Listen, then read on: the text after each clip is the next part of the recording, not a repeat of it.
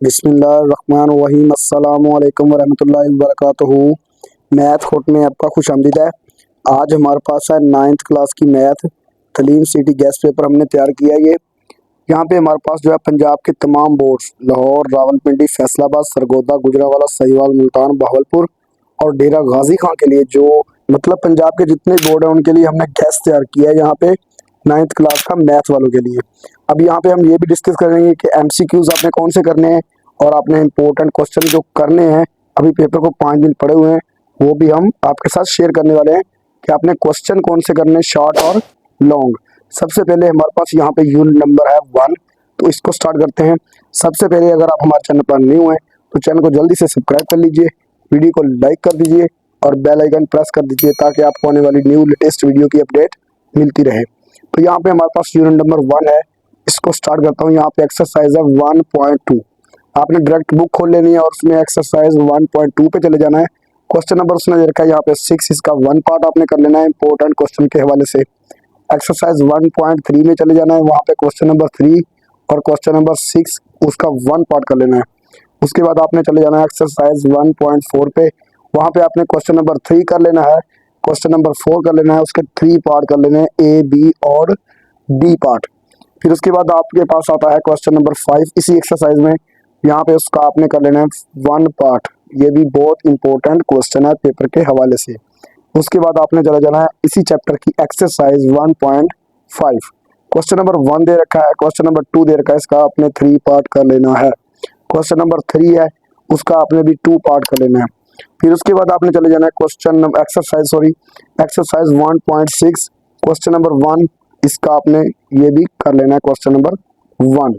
अब हम चलते हैं यूनिट नंबर 2 की जानब। यहाँ पे हमारे पास जो है एक्सरसाइज 2.1 है, इसको डिस्कस करेंगे। तो यहाँ पे क्वेश्चन नंबर 2 और 5 करना है। एक्सरसाइज 2.4 को डिस्कस करेंगे तो ये आपने कंप्लीट कर लेनी है। एक्सरसाइज 2.4 को 5 को करेंगे ओपन, तो यहाँ पे क्वेश्चन नंबर 1, 3 और 4 ये भी आपने फुल कर लेने हैं, 1, 3 और 4 क्वेश्चन। उसके बाद एक्सरसाइज है हमारे पास 2.6। यहाँ पे आपने क्या करना है, यहाँ पे क्वेश्चन नंबर 3, 4 और 7। फिर उसके बाद वो कहता है इसी यूनिट की रिव्यू एक्सरसाइज है, उसके क्वेश्चन आपने कर लेने हैं 3 से 7, मतलब क्वेश्चन नंबर 3, 4, 5 और 6 और 7, 3 to 7 लिखा हुआ है। उसके बाद यूनिट नंबर 3 की जानब चलते हैं। यूनिट नंबर 3 में आपने देखा होगा कि यहाँ पे हमारे पास उसने देखा है एक्सरसाइज 3.1, ये आपने ओपन कर लेनी है और यहाँ पे क्वेश्चन आपने कर लेना है 1 and 2। उसके बाद एक्सरसाइज 3.2 ओपन कर लेनी है, यहाँ पे आपने कर लेने हैं क्वेश्चन नंबर 5 और 6। एक्सरसाइज 3.3 यहाँ से आपने कर लेना है 3 से 5 क्वेश्चन। ये भी बहुत इंपॉर्टेंट क्वेश्चन है इसी पेपर में जो पूछे जाएंगे। उसके बाद जो है इसी तरह आपने एक्सरसाइज 3.4 1 to 5 कर लेने हैं। रिव्यू एक्सरसाइज इसी यूनिट की जो है वो आपने क्वेश्चन नंबर 3, 4 और 5 कर लेने हैं। इसके बाद हम चलते हैं यूनिट नंबर 4 की जानब। यूनिट नंबर 4, ये हमारे पास यहाँ पे एक्सरसाइज 4.1 आपने ओपन कर लेनी है। यहाँ पे क्वेश्चन नंबर जो 3 है हमारे पास, उसका 1 पार्ट, 2 पार्ट, 3 पार्ट, 5 और 6 पार्ट हमने कर लेना है। इसके बाद हमारे पास जो है क्वेश्चन नंबर 4 और 5 हैं, ये दोनों आपने कर लेने हैं। उसके बाद 4.2, ये आपने अगर आप जो है मतलब कि 4.2 है, इसका एक्सरसाइज जो है मतलब 4.2 क्वेश्चन नंबर 2 to 11, मतलब ये जो है एक्सरसाइज बहुत इंपॉर्टेंट क्वेश्चन है। इसमें 2 to 11 जो है उसने मतलब 2 से 11 तक जो क्वेश्चन दे रखे हैं, ये बहुत ही इंपॉर्टेंट जो है क्वेश्चन है और जो एक्सरसाइज है ये बहुत ही इंपॉर्टेंट है। ठीक है, इसके बाद एक्सरसाइज है हमारे पास 4.3, इसके क्वेश्चन नंबर 2 और 4 कर लेने हैं आपने। 4 का 2 पार्ट और जो है 4 पार्ट। उससे आगे चलते हैं तो एक्सरसाइज 4.4 है, क्वेश्चन नंबर इसका 1, 2 मतलब 1, 3 और 4 करना है। 4 का आपने 3 पार्ट करना है, 5 और 6 क्वेश्चन कर लेने हैं। अब यहाँ पे इसी यूनिट की रिव्यू एक्सरसाइज है, तो उसमें क्वेश्चन नंबर 4, 6 का जो 4 पार्ट है वो आपने यहाँ पे कर लेना है। अब यहाँ पे अगर आप 4 चैप्टर अच्छे तरीके से ये कर जाते हैं, मतलब इसको प्रिपेयर कर लेते हैं पेपर के लिए 4 चैप्टर को, और आपने अभी तक कुछ याद नहीं किया, कुछ भी रिवाइज नहीं किया, तो आप ये 4 चैप्टर कर लें, इंशाल्लाह आपका 70% पेपर यहाँ से क्लियर हो जाएगा। अब यहाँ पे चलते हैं हम डेफिनेशन, मतलब कि इसी चैप्टर, ये 4 चैप्टर जो हैं इन्हीं की डेफिनेशन की जानब चलते हैं कि डेफिनेशन में क्या आने वाला है। यहाँ पे इंपॉर्टेंट डेफिनेशन आ गई हमारे पास कि यहाँ पे वो फर्स्ट डेफिनेशन में बात करता है। अगर आप ये सारी डेफिनेशन कर लेते हैं तो आपका 70% पेपर यहाँ से क्लियर हो जाएगा। और उसके बाद अगर हम एमसीक्यूज़ की बात करें तो आपने जितने भी एक्सरसाइज के एंड पे रिव्यू एक्सरसाइज के साथ एमसीक्यूज़ हैं वो आपने सारे कर लेने हैं, उन्हीं में से एमसीक्यूज़ आएंगे। मतलब 4 चैप्टर या आपने एमसीक्यू सारे चैप्टर के कर लेने हैं, लेकिन आपने इम्पोर्टेंट जो डेफिनेशन है और जो इम्पोर्टेंट क्वेश्चन है वो आपने 4 चैप्टर के करने हैं। अब यहाँ पे इम्पोर्टेंट डेफिनेशन है। सबसे पहले डेफिनेशन वो कहता है square matrix and rectangular matrix क्या होता है, मतलब कि मुरब्बी कालब और मुस्ततीली कालब। फिर उसके बाद कहता है सिमेट्रिक कालब क्या होता है, मतलब सिमेट्रिक मैट्रिक्स। फिर उसके बाद कहता है सिंगुलर और नॉन सिंगुलर मैट्रिक्स क्या होता है। यहाँ पे 3 डेफिनेशन ये है फर्स्ट चैप्टर में से। अब आपने यहाँ से ये तीनों कर लेनी है, इनमें से एक या 2 आ सकती हैं।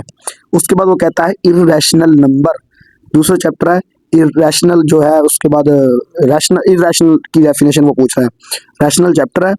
यहाँ पे चैप्टर नंबर जो है 2, इसमें वो डेफिनेशन ये बहुत इंपॉर्टेंट है, इर्रेशनल नंबर की डेफिनेशन। उसके बाद वो कहता है एंटी लोगार्थम, ये चैप्टर नंबर 3 है, इसमें से एक डेफिनेशन आएगी। फिर उसके बाद कहता है factor theorem and remainder theorem, इसमें डिफरेंस बताएं, मतलब कि क्या होता है। उसके बाद वो कहता है हाईएस्ट कॉमन फैक्टर, मतलब HCF, इसकी डेफिनेशन लिखें। फिर वो कहता है लीनियर इक्वेशन क्या होती है, इसकी डेफिनेशन लिखें। फिर वो कहता है कार्टेशियन प्लेन क्या होता है, मतलब कार्टेशियन प्लेन क्या होता है। फिर वो कहता है ऑर्डर पेयर क्या होता है। फिर वो कहता है ओरिजिन, इसकी तारीफ करें। फिर वो कहता है कोऑर्डिनेट ज्योमेट्री, इसकी तारीफ करें।